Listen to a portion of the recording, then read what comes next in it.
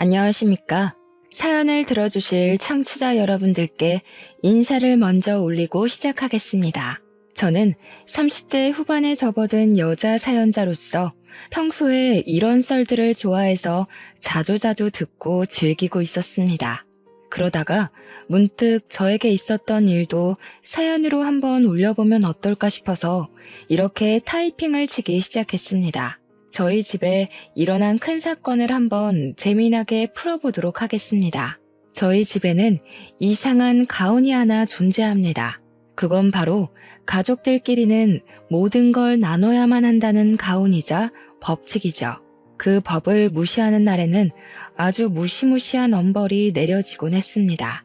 뭐 말로만 보면 그게 뭐 어때서? 당연한 거 아니야?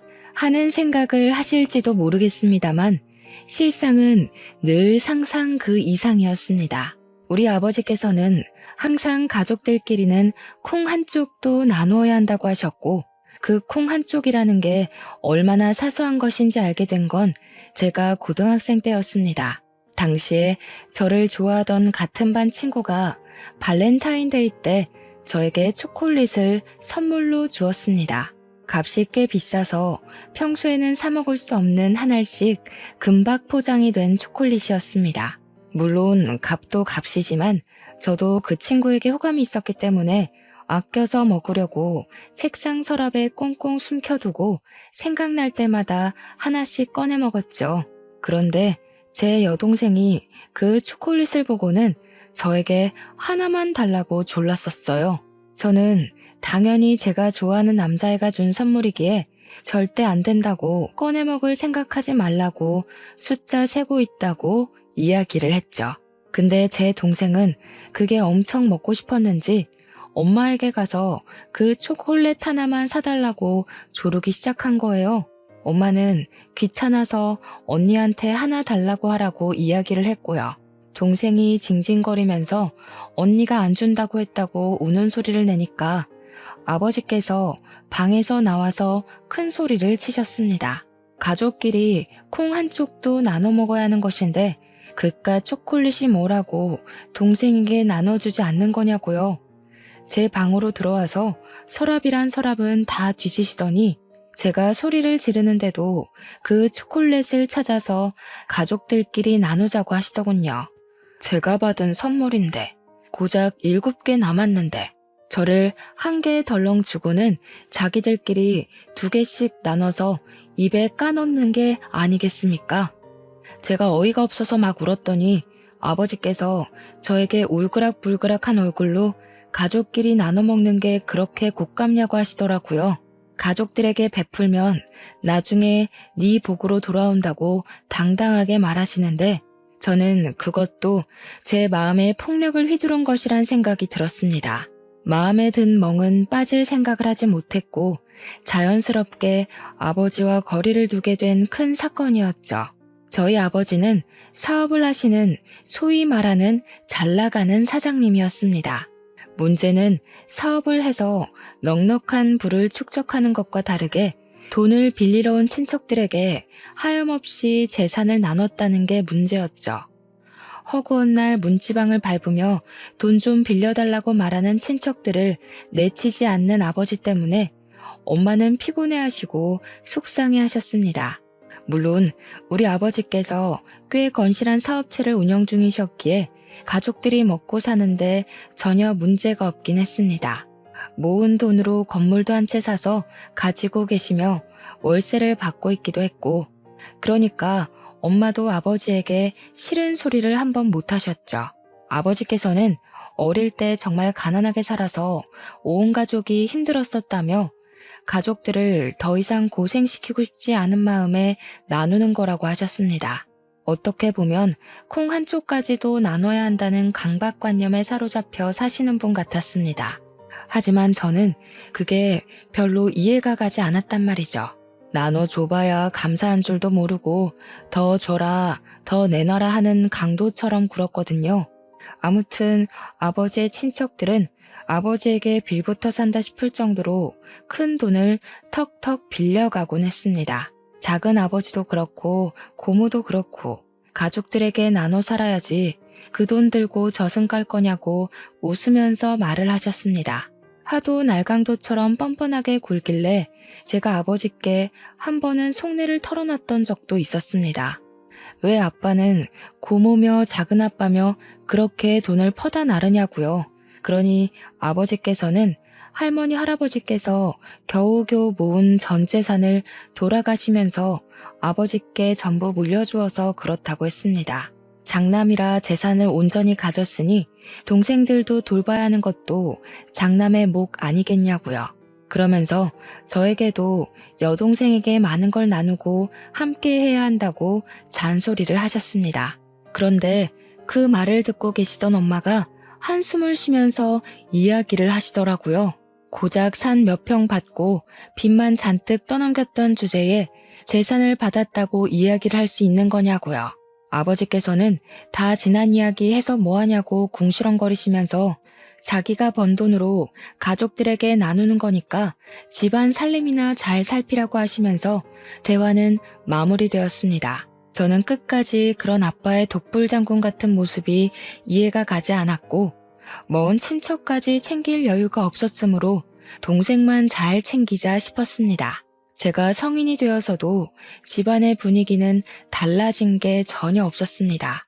제가 회사에서 명절 선물을 받아온다거나 친구들에게 생일 선물을 받아오거나 하물며 제가 제 돈 주고 산 옷까지도 온 가족이 나누는 거라고 돌려 입었습니다. 새로 산 옷을 입고 친구들이랑 놀러 가려고 했는데 제 동생이 입고 있는 걸 봤을 때 얼마나 화가 났던지 하루빨리 독립이라도 해야 하나 싶어서 악착같이 돈을 모으기 시작했습니다. 제가 동생에게 옷을 벗으라고 난리를 치자 아버지께서 동생한테 그것도 양보 못하냐면서 화를 내셨거든요. 진짜 너무너무 스트레스를 받았지만 이 집에 살고 있는 동안에는 절대 바뀌지 않을 법칙이라 생각하며 제 속을 달래야 했습니다. 대학을 졸업하고 열심히 취업 준비를 했지만 그저 그런 중소기업에 취직을 하게 되었습니다. 취업이라는 게 아무리 노력을 해봐도 제가 가고 싶은 대기업에 가기엔 턱없이 부족하더라고요. 중소기업에서 버는 월급이야 너무나도 빤했지만 그마저도 아버지께서 나눠야 한다고 할까봐 월급까지 속여가며 일을 하고 있었습니다. 착실하게 적금을 부으면서 돈이 모이면 무조건 집부터 얻어야겠다 하는 마음으로 버티고 있었는데 어느 날 아버지께서 그러시더라고요. 가족끼리 따로 사는 건 절대로 용납할 수 없는 일이라고. 결혼 전까지는 무조건 같이 살아야 한다고 말이죠. 제가 그런 법이 어디 있냐.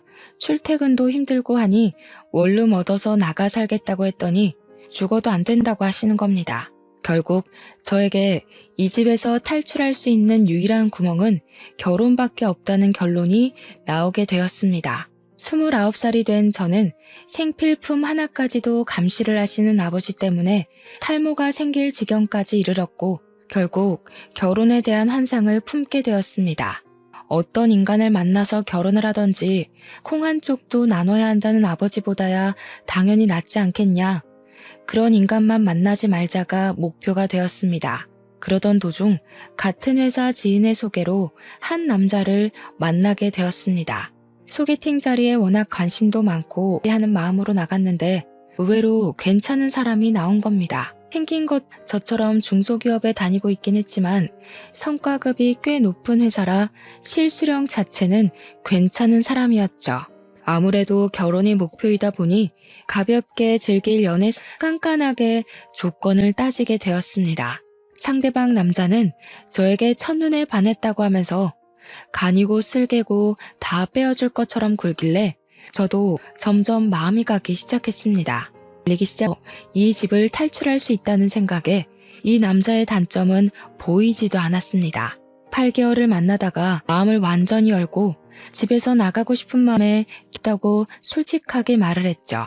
그러자 그 사람은 저에게 아무런 문제가 될 것이 없다며 저의 마음을 지지해 주었습니다.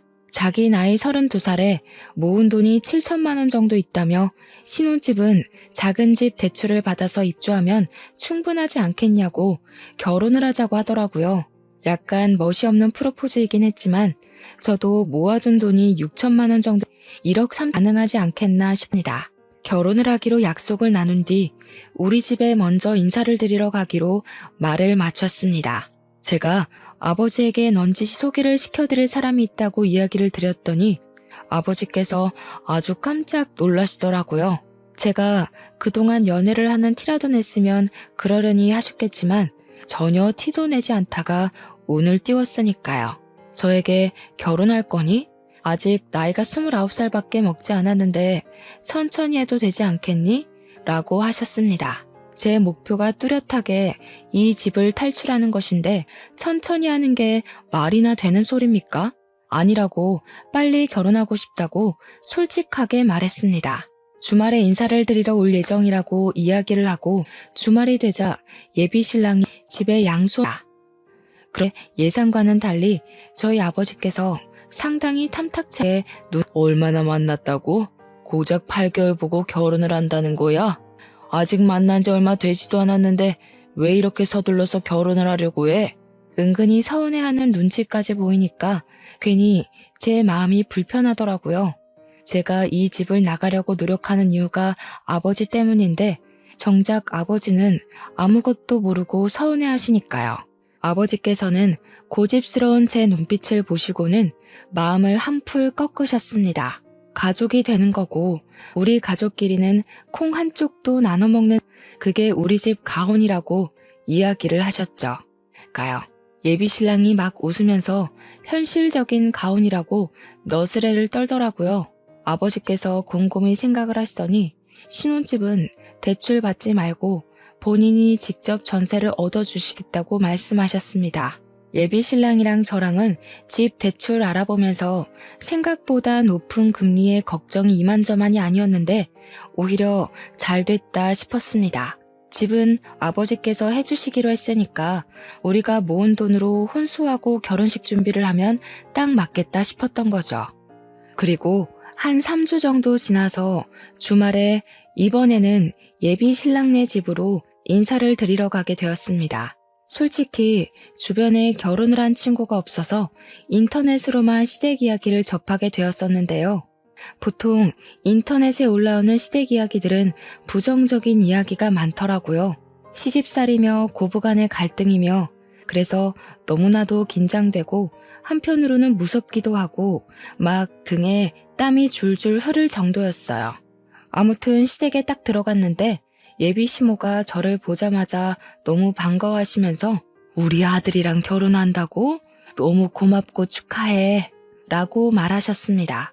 이제 한 가족이 되는 거니까 서로 서운해하지 말고 아끼고 사랑하면서 잘 지내보자고 하시면서 저를 꼭 안아주셨어요. 제가 얼떨떨하게 있자 우리 가족은 서로 화합하는 걸 중요하게 생각하니까 서운하거나 무슨 일 있으면 바로바로 말해달라고 하셨습니다. 화사하게 웃으면서 이야기를 하시는데 와, 나 진짜 너무 좋은 사람을 만났구나 하고 감사함까지 생기더라고요. 시모 얼굴이 정말 곱고 엄청 선하게 생긴 이미지여서 저는 너무너무 좋다고 앞으로 잘 지내고 싶다고 인사를 드렸어요. 시댁에서 밥을 먹는 내내 잘 챙겨주시기도 했고 걱정했던 10월드랑은 거리가 멀어서 다행이다 싶었습니다. 상견례 날짜를 잡고 양가 가족들이 만나게 되었는데 제가 긴장했던 것과 달리 분위기도 너무 훈훈하고 좋았습니다. 아버지께서도 잘 키운 딸 시집 보낸다는 느낌으로 인자하게 시댁 식구들을 맞이하셨고 어머니도 평소에 잔소리가 많은 분이시지만 그날만큼은 제 자랑을 하시더라고요. 시부모도 우리 부모님께 딸아이 곱게 키워주셔서 감사하다고 집안 식구로 맞이해서 잘 보살피겠다고 하셨고요. 팔뚝에 막 소름이 돋긴 했지만 결혼해서 잘 살 수 있겠구나 하는 확신이 드는 자리이기도 했습니다.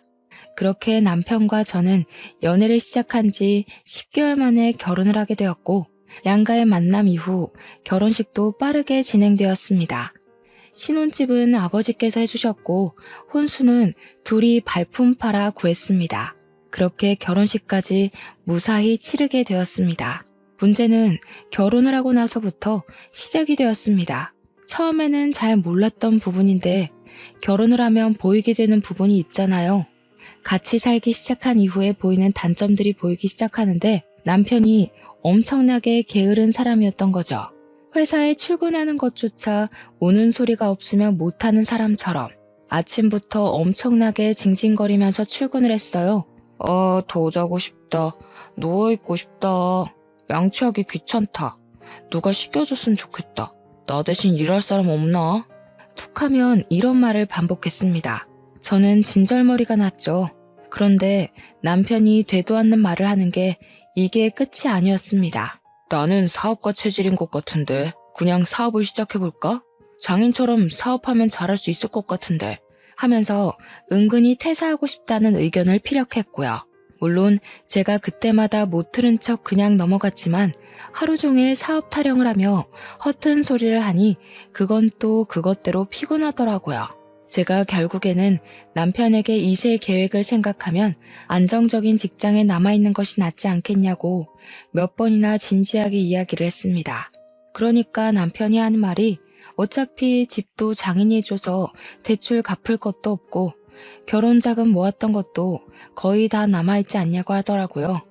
고정적인 수입은 저에게 있으니 문제될 것이 하나도 없다고 말을 하는 겁니다. 거기다가 둘이 모은 돈 1억 3천만 원 중 결혼식 비용, 혼수 비용 빼고 9천만 원 정도가 남아 있었는데 그 돈으로 사업하면 충분하지 않겠냐고 하더라고요. 저는 당연히 남편을 말렸죠. 지금 집도 좁은 집인데 나중에 아이가 태어나면 그 돈 보태서 큰 집으로 이사를 가야 하지 않겠냐고요. 남편은 입을 삐죽이면서 제 말에 따로 반박을 하진 못했죠. 물론 그렇다고 사업에 대한 마음을 접었다는 건 절대 아닙니다. 그날 이후로 매일같이 남편은 저에게 회사에서 너무 힘들다, 과장이 잔소리한다, 부장이 결제를 해주지 않고 다시 해오라고 한다 하면서 투정을 부리기 시작했어요. 제 피를 말려서라도 퇴사를 해야겠다는 목표를 잡은 것인지 결혼한 지 3개월 만에 남편의 징징거림에 짜증이 막 솟구치더라고요.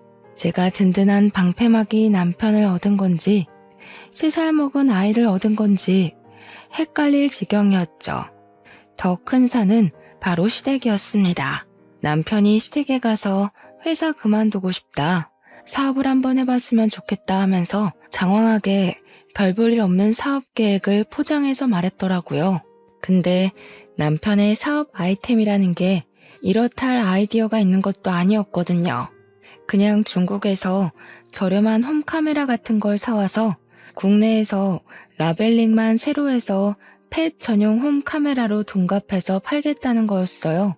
또 허튼 소리 시작했다 싶어서 가만히 있었는데 시댁에서 글쎄 아이디어가 너무 좋은 것 같다면서 한번 해보라고 부추기는 거예요.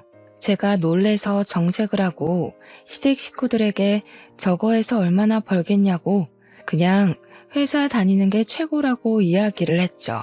그런데 시모가 전혀 예상치 못한 답변을 하셨습니다. 우리 아들이 스트레스를 받아서 죽겠다는데 너는 내조를 더 열심히 할 생각을 해야지. 갑자기 저를 확 흘겨보면서 이야기를 하시는데 결혼 전에 봤던 인자한 시모는 제 앞에 없더라고요. 저도 순간 짜증이 나서 지금 이렇게 말리는 게 내조하는 거라고, 그리고 맞벌이 부부 사이에 아내가 남편 내조해야 된다는 법이 어디 있냐고 대들었죠. 그러니까 시모가 갑자기 기가 차다는 듯이 우리 아들 밥은 잘 챙겨주고 있는 거 맞냐고, 우리 아들 살이 쏙 빠졌다고 하면서 혀를 끌끌 차더라고요. 언제는 서로 서운한 일 만들지 말고 잘 살아보자고 그러더니 저도 기가 차더라고요. 다른 내용은 싹 무시하고 사업은 절대 안 된다고, 이런 걸로는 먹고 살기 힘들다고 이야기를 하고 마무리를 했죠. 아니, 마무리를 했다고 생각을 했죠. 사업 타령한 지 6개월쯤 지나서 남편이 대뜸 자기 사표를 냈다고 이야기를 하는 겁니다. 제가 미친 거 아니냐고 갑자기 사표를 던지고 오는 게 어디 있냐고 하니까 남편이 한숨 푹 쉬면서 회사에서 일이 있었다고 하더라고요. 거래처 대금 정산을 하느라 전표를 관리하는데 금액에 큰 구멍이 생겼다는 겁니다. 과장이랑 같이 목욕탕을 가고 회사 돈으로 비싼 밥을 사 먹고 했는데 영수증을 따로 챙기지 못한 게 한두 건인 줄 알았더니 엄청나게 많았던 거죠. 뻔뻔한 남편은 회사에서 잘리기 전에 먼저 실업급여라도 신청해 보려고 사표를 냈다고 이야기를 하더라고요. 제가 기가 막혀서 지금 회사 돈을 가지고 네 돈처럼 막 썼다고 이야기하는 거냐고 하니까 입을 꾹 다물고만 있었습니다. 미친 거 아니냐고, 회사에서 소송이라도 들어오면 어떻게 할 거냐고 하니까 그니까 사표 내는 걸로 마무리했다고 하면서 오히려 큰 소리를 내는 겁니다. 진짜 속이 터져나갈 것 같아서 사표 내놓고 실업급여는 어떻게 받을 거냐고 하니까 눈만 멀뚱멀뚱 뜨더라고요. 그러면서 뭐라는 줄 아세요? 회사 그만두면 자동으로 실업급여 나오는 거 아니냐고 미친 소리를 하더라고요. 제가 기가 막혀서 그냥 할 말이 쏙 사라지더라고요. 앞으로 뭐 해먹고 살 거냐고 물어보니까 글쎄 하는 말이 당신이 벌어오는 돈으로 우리 둘이 못 살겠어? 하면서 드디어 본론을 꺼내더군요. 9천만 원 남아있는 통장 자기한테 주면 사업 한번 제대로 시작해보겠다고요. 자기가 무슨 수를 써서라도 그 돈 다시 채워 넣을 테니까 믿어달라고 하면서 저를 설득하기 시작했습니다. 저는 당연히 안 된다고 딱 잘라 이야기를 했는데 시모한테 그것조차 일렀는지 다음날 시모가 우리 집에 찾아온 거예요. 저한테 그깟 돈이 뭐가 중요하다고 남편 길을 죽이냐고 하면서 집안을 쓱 둘러보더니 소리를 치시더라고요. 집안 꼬라지가 이게 뭐니 정말? 집 청소 좀 해야겠다. 주말이라고 늘어질 생각하지 말고 반질반질하게 쓸고 닦으란 말이야. 수건은 삶아서 쓰는 거 맞니? 우리 아들 피부가 예민해서 세탁을 잘해야 돼. 요즘은 세탁기가 삶아주는 것도 다 해요. 세탁기로 해봐야 직접 끓여서 삶는 거랑 같겠니? 당장 수건부터 삶아라. 수건 삶고 난 다음에 속옷도 삶고 청소기만 돌리지 말고 물걸레질까지 하고. 우리 아들 미세먼지에 약한 거 몰라서 그래? 그리고 냉장고에 먹을 것도 하나 없더라. 그러니까 우리 아들 살이 빠지지. 집안 살림 하나하나를 들춰보면서 잔소리를 하는데 저도 그냥 넘어가면 안 되겠다 싶더라고요. 시모한테 집안 살림 하나하나 간섭하시면 서운하다고 하니까 시모가 눈을 치켜뜨면서 지금 자기한테 뭐라고 했냐고 다시 말해보라고 성을 내더라고요. 결혼 전에 보여줬던 모습은 어디 가고 저한테 언제는 화합하면서 잘 살아보자고 하더니 너무 일방적으로 나오는 것 아니겠어요? 저도 화가 나서 시모한테 너무 간섭이 심하다고 궁시렁거렸더니 어디 시모한테 말대꾸를 하냐며 노발대발했죠. 내가 이 정도 간섭도 못하니? 우리 아들 살림이나 마찬가지인데 라고 하시더라고요. 그러더니 한술 더 떠서 다음 주 주말에 시댁에 와서 살림을 배우고 가라는 거예요. 죽어도 안 가려고 애둘러서 이야기를 했는데 일주일 내내 전화에서는 오라고 난리를 치길래 어쩔 수 없이 도살장 끌려가는 소마냥 갔죠. 그랬더니 화장실에 들이밀고는 턱을 치켜뜨길래 화장실 청소하라고요? 했더니 욕조를 보라고 하더라고요. 욕조에 이불 빨래가 산더미처럼 들어있는데 그걸 밟아서 빨으라고 시키는 겁니다. 어머님, 요즘 코인 세탁방 같은 데 가면 이불 빨래할 수 있는 큰 세탁기 있어요. 거기서 빨래하는 게 훨씬 편하죠. 어머, 예, 거기 누가 썼는지도 모르는 세탁기에서 이불을 빠는 게 말이 되니? 그리고 이불은 밟아서 빨아야 제대로 빨리는 거다. 그러더니 이불 빨래, 커튼 빨래, 시댁 물걸레질까지 싹 시키더라고요. 밥까지 차리라고 눈짓하는 거 죽어도 못하겠다고 고개 빳빳이 들고 가만히 있었더니 우리 아들 살 빠진 것만 봐도 알만하다면서 갑자기 급발진하시대요. 저도 참으면 안 되겠다 싶어서 어머님이 반찬 좀 해서 가져다 주시면 되겠다고 했죠. 시무랑 저랑 대치하고 있는데 속 없는 남편 놈은 낄낄 웃으면서 자기 엄마 성질 건드리지 말라고 하더라고요. 진짜 뺨이라도 한 대 후려치고 싶었습니다. 저도 집에 오는 길에 남편에게 경고했죠. 너도 내 성질 건드리지 말라고요. 오늘은 처음이라서 봐준 줄 알아 했더니 입국 다물대요. 그 뒤로도 사업 타령은 가시질 않았고 어찌나 노래를 불렀는지 저희 부모님도 그 사실을 알게 되셨죠. 근데 우리 아버지께서 남자가 사업 한번 해보는 거 나쁘지 않은 일이라면서 실패도 해보고 성공도 해보면 견문이 더 넓어진다고 남편 편을 들더라고요. 사업 한번 해봐, 배짱 한번 보게 하면서 남편의 말에 힘을 실어줬고 결국 저는 두 손 두 발 다 들고 통장을 건넸습니다. 남편은 정말 통장을 받자마자 중국에서 홈카메라를 엄청나게 사들여서 판매를 하기 시작했습니다. 문제는 이게 국내에서 판매를 하려고 하니까 일이 복잡하더라고요. 해킹 문제도 있고 리소스 문제도 있고 뭐 기술적으로 어쩌고 저쩌고 하는데 우리 모질이 남편은 그런 건 하나도 알아보지 않고 일만 버려둔 거죠. 무슨 특허권 문제니 세금 문제니 하는 것들이 하나둘 발목을 잡기 시작했습니다.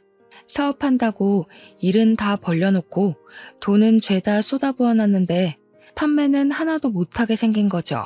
이게 또 국내 휴대폰 어플이랑 연동이 되어야 하는데 중국 제품이다 보니까 호환도 안 되고 온통 중국어로만 설명이 되어 있고 게다가 그 어플을 만든 업체가 고객 정보도 빼가고 해킹도 하고 아무튼 문제가 많은 곳이었던 겁니다. 재고는 빌려둔 창고에 잔뜩 쌓여있는데 창고 사용료도 어마어마한 거 아시죠? 결국 남편은 한 대도 팔아보지 못하고 물건을 처분해야 했습니다. 공짜로 주변에 뿌리고 팔리지 않으니까 중고 마켓에 나눔을 하기도 하고요. 그게 사업하겠다고 난리를 친 지 3개월 만에 벌어진 일이었고 큰 돈을 탕진한 남편에게 이제 정신 차렸으면 재빨리 취업 준비하라고 했습니다. 그랬더니 남편이 뻔뻔하게도 장인도 실패 한 번쯤은 해봐야 하는 걸 안 했냐면서 다른 사업을 생각해둔 게 있대요. 제발 정신 좀 차리라고, 네가 잃은 돈을 생각하라고 우리 재산에 사업을 또 하는 게 말이 되냐 말렸습니다. 그랬더니 이 모질이 남편이 또 시모한테 졸졸 가서 고자질을 한 거죠. 시모가 집에 찾아와서는 실패해서 의기소침해 있는 남편에게 응원은 못할 망정 새 사업하겠다는 거 길을 꺾는 게 말이 되냐고 잔소리를 하더라고요. 왜 우리 애 길을 죽이고 그래요? 애 현실 시모 버전이었습니다. 저에게 삿대질을 하며 이야기를 하길래 열이 받아서 저도 한 소리 했죠. 어머님, 이 사람 애도 아니고 나이 30 중반이나 처먹고 지금 얼마를 해먹은지 아세요? 너 지금 너희 집 잘 산다고 우리 집 무시하니? 우리 집에서 집 턱턱 해주고 그랬으면 우리 아들 무시도 안 했겠지. 여기서 갑자기 집 이야기가 왜 나와요? 네가 우리 아들 기죽이고 주도권 잡으려고 일부러 네 명의로 집 산 거잖아. 우리 아버지께서 해주신 집인데 당연히 제 명의로 해야 하는 거 아닌가요? 신혼집 할 때 시댁에서 100만 원이라도 보탰으면 제가 1% 정도는 공동 명의로 해줬겠죠. 집 산다고 할 때는 고맙다고 낼름 받아먹더니 왜 저한테 공동 명의 운운하세요? 굉장히 어이없는 거 아시죠? 시모가 무슨 할 말이 더 있겠습니까? 그냥 콧김만 뿜으면서 씩씩거리다가 집으로 돌아가셨죠. 남편이 저한테 틱틱거리면서 왜 긁어부스럼 만드냐고 한 소리 하는데 제가 어이가 없더라고요. 남편한테도 경고했죠. 긁어부스럼 만든 게 누군데 내 앞에서 그런 소리를 하냐고. 이 집의 부스럼은 너라고요. 사업한다고 헛짓거리 그만하고 어디든 취업부터 하라고 했습니다. 근데 이놈이 정신 못 차리고 우리 아버지를 찾아가서는 사업을 제대로 해보고 싶다면서 투자를 해달라고 한 겁니다. 가족끼리 당연히 그 정도는 나눠줄 수 있지 하면서도 우리 아버지께서도 이 미쳐넘는 놈한테 1억이나 지원을 해주신 거예요. 아버지께서 가진 건물로 대출을 받아서 해줬다고 하시더라고요. 우리 집 구할 때도 담보대출 받아서 해주신 걸로 알고 있었거든요. 남편은 아버지에게 받은 1억을 가지고 이번에는 미용기기 사업을 시작했고 확실히 미용기기는 반응이 좀 오긴 했어요. 처음에는 중국 제품이라고 사람들이 꺼려하더니 저렴한 가격에 효과도 꽤 괜찮은지 SNS를 통해서 입소문이 퍼지기 시작했습니다. 그 기회를 놓치지 않고 마케팅 업체를 끼고 SNS를 통해서 홍보를 하기 시작했죠. 남편도 처음과 다르게 꼼꼼하게 알아보고 준비했고 공을 들이긴 했어요. 출장도 몇 번이나 다녀왔고요. 그렇게 슬슬 수익이 나기 시작한 남편의 사업은 1년이 지나자 많은 성장을 했고 회사에 다닐 때보다 3, 4배는 더 돈을 벌어오기 시작했습니다. 가끔은 저한테 떵떵거리면서 자기는 사업이 잘 맞을 거라고 하지 않았냐며 큰 소리를 쳤습니다. 물론 그때마다 꼴불견이긴 했지만 저에게 생활비를 줄 때만큼은 왕처럼 모셨죠 뭐. 그렇게 자리를 잡아가고 난 뒤 저는 남편에게 슬슬 아이를 갖자고 말을 하려고 했는데 그때 또 한 번 큰 사건이 터지게 되었습니다. 우리 아버지께서 운영하고 있던 제1공장에서 불이 나면서 기계와 상품 대부분이 손실되어 버린 것이었습니다. 물론 보험이 가입되어 있긴 했지만 관리 미흡으로 인한 전선 노후, 누전이 겹치게 되면서 일어난 사건이라 100% 보험금을 받을 수 없다는 판결이 나온 겁니다. 관리가 덜 된 것에 대한 책임을 져야 한다는 뜻이었죠. 일부러 보험금을 노리고 이 지경이 될 때까지 내버려 둔 거 아니냐면서 보험사에서는 보험금 지급을 거부했습니다. 정해진 날짜까지 물건을 납품도 해야 하는데 공장은 죄다 불탔으니 물건을 맞출 수도 없고 미리 성금을 받은 것도 뱉어내야 하는 마당에 위약금까지 물어야 했습니다. 보험금 일부 수령한 걸로 돌려막기를 하다가 결국에 아버지께서는 건물까지 팔게 되었는데 건물에 끼인 대출까지 일시불로 갚아야만 하는 상황이 되었습니다. 한마디로 한순간에 아버지의 평생 사업이 산산조각이 나서 불타버리게 된 것이었습니다. 부모님은 결국 집까지 팔아서 빚을 갚아야만 했습니다. 저에게 연락이 와서 며칠만 집에서 지내도 되겠냐고 물어보시길래 냉큼 오시라고 했더니 얼굴이 많이 상해 있더라고요. 그동안 아버지께서 친척들 집을 돌면서 돈을 빌리러 다니셨던 모양입니다. 제가 작은아버지와 고모한테 이야기를 좀 해보라고 그동안 빌려간 돈 많지 않냐고 하니까 아버지께서 부들부들 떠시더라고요. 그러면서 그 잡것들 이러시길래 깜짝 놀랐죠. 아버지께서는 무슨 일이 있어도 가족들 욕은 잘 안 하시거든요. 그래서 무슨 일이 있었냐고 물어보니까 손주들이며 자식들이며 죄다 유학 보내놓고 외국 여행 다니고 하는 것들이 돈 좀 빌려달라니까 전화를 뚝 끊어버리대요. 형 사업 망했어? 빚졌어? 하더니 앞으로 연락 안 했으면 좋겠다고 하면서 돈 없다고 했다는 겁니다. 자기들이 돈 없을 때는 살랑살랑 하더니 돈 좀 빌려달라니까 끊어버리는 게 무슨 가족이냐면서 가족들끼리 나누며 살긴 개뿔이라고 지들 필요할 때만 가족이라고 하시더라고요. 작은 아버지와 고모뿐만 아니라 친척들 전부 아버지 사업 망했다고 하니까 등을 돌렸다고 합니다. 그 이야기를 하는 내내 아버지의 표정이 너무 좋지 않아서 은근 마음이 쓰였습니다. 우리 아버지께서 갑자기 멀뚱히 있던 남편에게 그러시더라고요. 자네 사업 자금 내가 대준 거 알지? 그러더니 본인을 좀 도와줬으면 좋겠다고 넌지시 운을 띄우니까 우리 남편이 얼마나 도와드려야 하는데요? 하고 하더군요. 아버지께서는 1억을 빌려주었으니 그 정도만 줬으면 좋겠다고 대충 돌려 막아야 할 건 다 막아놨으니 미천만 있으면 된다고 하셨습니다. 아무런 말 없이 빤히 아버지를 바라보고 있는 남편의 옆구리를 쿡 찔렀죠. 그러니까 남편이 인상을 팍 쓰면서 1억이나 빌려달라고요?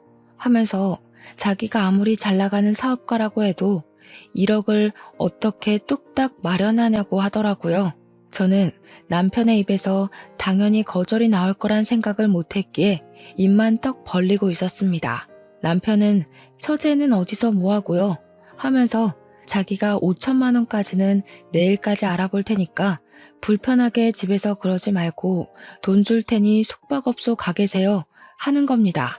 아니, 멀쩡한 집 놔두고 밖에서 자라는 건 무슨 소리입니까? 저는 놀래서 무슨 소리를 하는 거냐고, 우리 작은 방에서 주무시면 되지 않겠냐고 남편에게 이악 물고 이야기를 했습니다. 그러니 남편이 뭐라는 줄 아세요?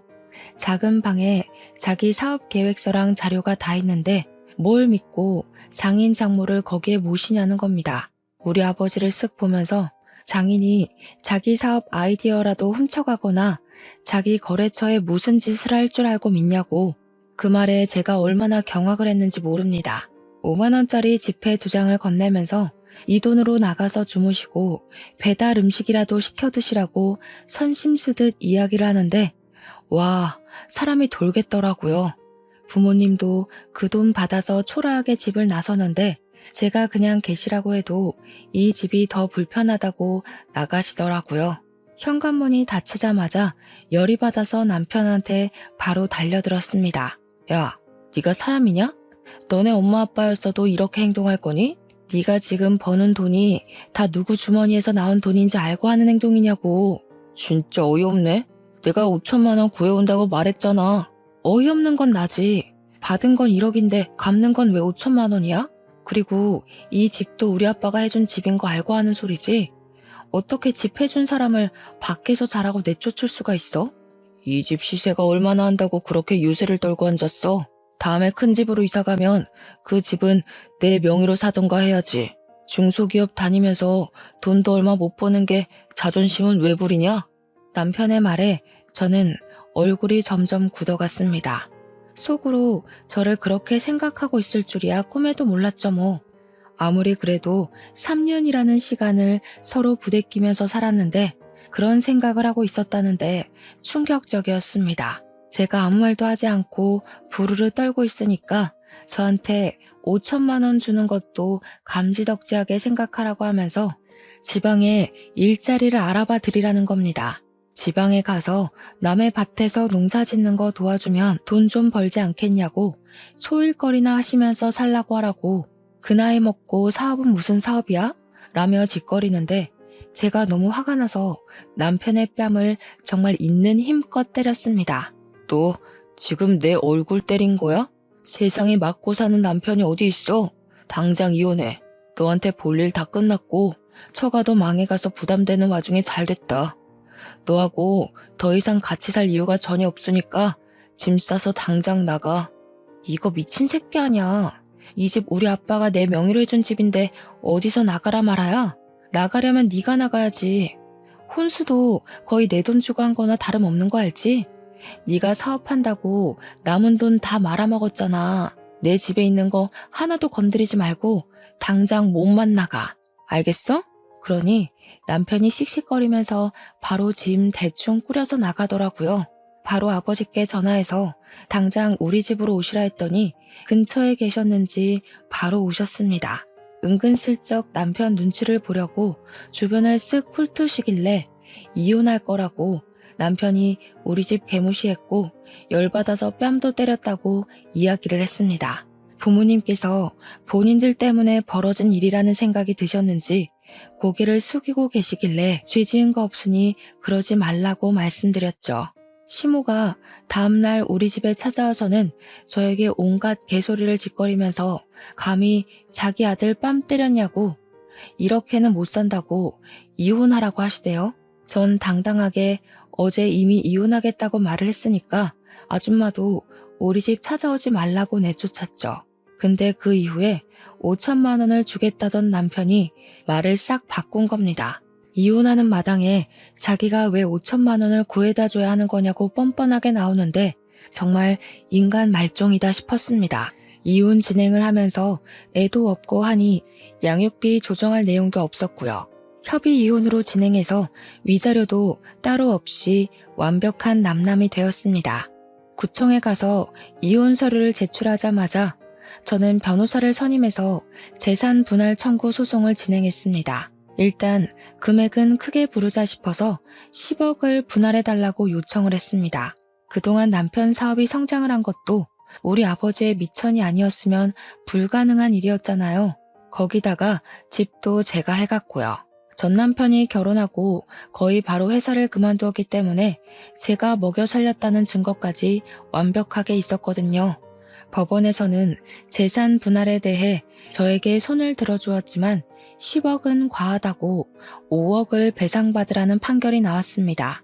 5억을 받아서 그 돈으로 아버지의 사업에 급한 불은 끄게 되었습니다. 오히려 1억 7천만 원 정도가 남게 되었고 아버지는 그 돈으로 다시 한번 공장을 일으켜 보겠다고 하셨습니다. 저는 그 돈을 모두 아버지께 드렸고 아버지는 발로 뛰며 이전 거래처 사장님들을 만나셨어요. 이전 거래처에서도 아버지의 사고를 안쓰럽게 생각하셨고 돈으로 지원해 줄 순 없어도 거래는 끊지 않고 계속하겠다고 의향을 밝히셨습니다. 아버지의 공장은 다시 한번 조금씩 굴러가기 시작했습니다. 그 일이 벌어진 지 3년이 더 지나고 공장은 다시 완전히 복구되었고 신혼집으로 썼던 그 작은 집에서 부모님과 저 셋이서 살고 있었습니다. 물론 공장이 돌아가기 시작하면서 따로 사는 동생과 합치기 위해 더 큰 집을 대출받아 계약을 했고 이사를 가려고 준비 중에 있었죠. 전 남편과 이혼한 이후에 하루라도 빨리 이 집을 떠나고 싶다는 생각도 한몫했고요. 짐을 다 싸놓고 이사 준비를 하고 있던 어느 날 초인종 소리가 들리길래 확인도 하지 않고 문을 열었습니다. 당연히 여동생이 찾아왔을 거라 생각해서 문을 열었는데 전 남편이 초췌한 얼굴로 서 있는 겁니다. 저는 싸늘하게 여긴 왜 왔냐고 당장 꺼지라고 말하니까 제 손을 덥석 잡더니 한 번만 도와달라고 하면서 묻지도 않은 자기 근황 이야기를 줄줄 읊더군요. 저랑 이혼을 하고 나서도 한동안은 잘 먹고 잘 살다가 회사에서 직원으로 일하던 여자를 만나서 약혼도 하고 결혼 준비를 하던 와중에 사기를 맞았다고 하더라고요. 남편의 사업장에서 회계 쪽 일을 하던 여자였는데 공금 횡령을 하면서 교묘하게 돈을 들고 날랐다더군요. 돈을 들고 나른 것까지야 꾸역꾸역 괜찮았는데 국세청에서 집중 감사가 나오면서 횡령의 세금 누락까지 다 까발려졌다네요. 그 소식에 거래처들은 갑자기 끊기고 세금 폭탄에 벌금까지 맞고 사업장은 순식간에 빚더미에 올랐다고 합니다. 돈에 돌지 않으니 직원들 월급이 밀리는 건 당연한 수순이고 노동청 신고까지 들어가서 조사를 받았다는군요. 오죽하면 술을 하도 마셔서 간에 무리가 오는 바람에 황달에서 벗어날 수 없다고 저한테 한 번만 살려달래요. 우리 아버지한테 가족끼리 원래 콩 한쪽도 나누는 거 아니냐면서 도와달라는데 아버지께서 전 남편 싸대기를 확 날리셨습니다. 내가 너랑 왜 가족이야? 하는데 우리 엄마는 싸둔 짐덩어리에서 김장용 굵은 소금을 꺼내 전 남편 면상에 던지시더군요. 전 남편은 소금 맞고 뺨 맞고 멍하게 서 있더니 갑자기 막 울면서 잘못했다고 빌더라고요. 뭐 어쩌라고. 너 망해가는 거 보면 춤이라도 꼭 춰야지 했는데 춤출 기분도 별로 안 난다. 당장 꺼져. 전 남편이 계속 안 가고 있길래 경찰까지 불렀죠 뭐. 경찰서에 조사 쓰러 가니까 시모가 찾아와서는 표독스럽게 절 노려보대요. 같이 살았던 정이 있는데 한번 도와줄 수도 있지 하면서 궁시렁거리는데 가소롭더군요. 아줌마, 우리 친정 힘들 때는 돈 없으니까 꺼지라고 하더니 이제 와서 태도 전환하시는 거예요? 저도 돈 없는 아줌마랑 아줌마 아들한테 관심 없고 말도 섞기 싫으니까 좀 꺼지세요. 저를 보면서 부들부들 떨고 있는 시모를 가뿐히 무시하고 집으로 돌아왔습니다. 우리 가족은 3일 뒤에 집도 예정대로 이사를 했어요. 간혹가다 이전 집 주소로 우편물이나 택배 배송이 가는 일이 있어서 물건 찾으러 양해를 구하고 살던 집에 찾아가니 집주인이 말해주더라고요. 어떤 남자가 몇 번이나 집에 찾아와서 경찰에 신고를 했었다고요. 전 남편이 제가 이사 간 걸 모르고 찾아간 것 같더라고요. 이혼하고 휴대폰 번호도 바꾸고 집도 이사를 갔으니 이제 더 이상 볼 일 없겠죠. 전 남편이 평생 속죄하면서 살 수 있게 최악으로 살았으면 좋겠어요. 저의 사연은 여기까지입니다. 들어주셔서 감사해요.